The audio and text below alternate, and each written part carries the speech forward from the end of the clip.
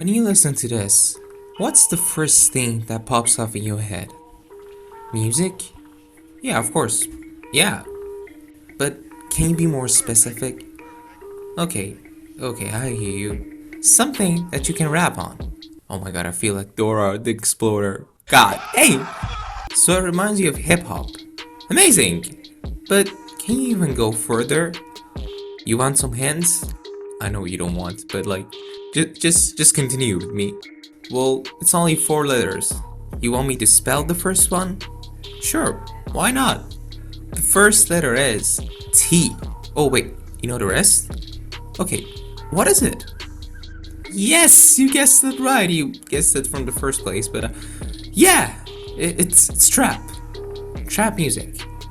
Early 2000s was something else, especially for Atlanta. Rap music was getting stronger and stronger. But see, not all the time you want your songs to be lyrical, spiritual, miracle shit, man. Something that is more fun to make, whether for the rapper himself or the producer. Although it's not gonna be so fun for the producer when the paycheck comes in. So let's change the portion of song making. First, we're gonna raise the BPM a little bit. Just a little bit. And then we need to make sure that we have hi-hats. Okay, maybe not that much. Okay, let's do this. Drugs, gangs, yo, money, girls, street life, drugs. Okay, maybe not as trash as this, but you'll get what I'm saying. These were the themes that got trap started. The man, the myth, and the legend himself, T.I. I mean, look, man, he's not that much of a legend in person, but anyway, he was one of the ones who put the spotlight on trap for hip-hop hits. But besides him, Jeezy and Gucci Mane supported the style of rap to ultimately make it clear for people that it's a standout genre. And with this, they ruled the 2000s. Alright, now we reached a new decade. And here, people are hyped more than ever. And not gonna lie, the growth of EDM music really had its effect on trap music. Rick Ross, Waka Flocka Flame, and so many more artists played their parts here, but one of them really shined out in 2012, Chief Keef. Just imagine, at 17, you drop this banger, a song that one of the biggest artists of all time, the man Kanye himself, liked it so much that he made a remix of it and included it on his label's album, Cruel Summer, and named it I Don't Like One. Yeah, it's safe to say they weren't really creative with the naming of this remix, but anyway, on the same year, trap experienced an entry from a new artist, Future, the man who landscaped his own unique voice with a more melodic style. Seeing new and promising artists getting united with older and experienced rappers mean nothing but a huge boost and progression for the genre, which this leads us to Travis Scott, the name that we heard a lot. But before he became the superstar that he is today, he was working his way out by producing and working with the likes of Kanye. So T.I. saw the potential and signed him to his music label, where Travis released 2 mixtapes. But it was time for a more mature work, a work that would change and enhance the genre much further. Rodeo.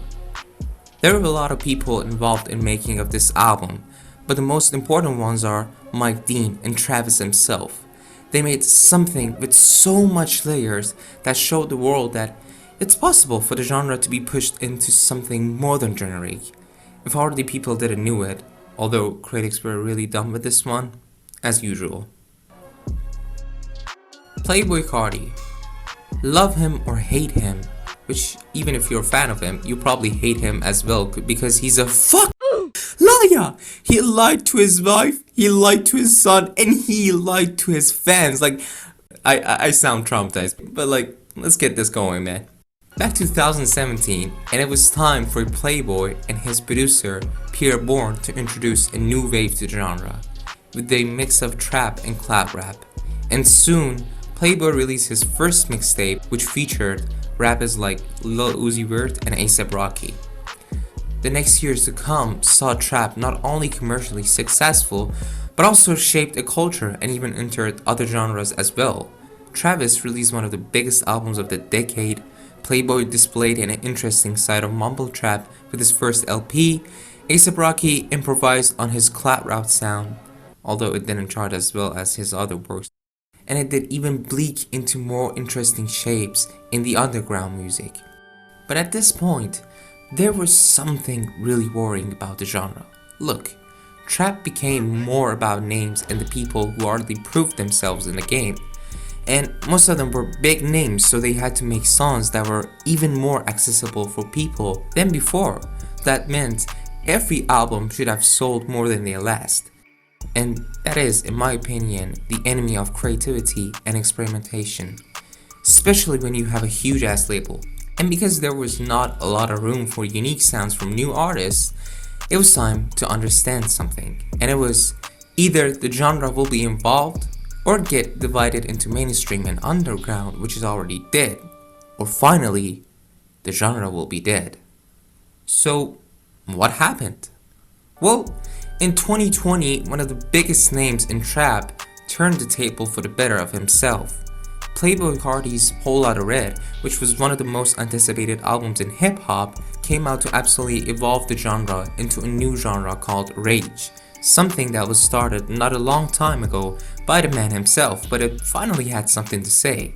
Although right now it's basically dependent on these two rappers' balls, man. But outside of Intervention, trap music still continued to dominate the charts and album sales, even though they may not have been at their best by any means. So, is trap music dead?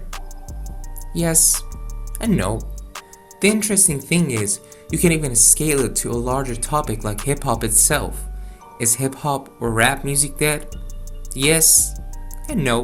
Yes, because hip-hop music that was once popular back in 80s and 90s is not here anymore. And no, because it evolved into multiple different little genres that made a big effect on today's music.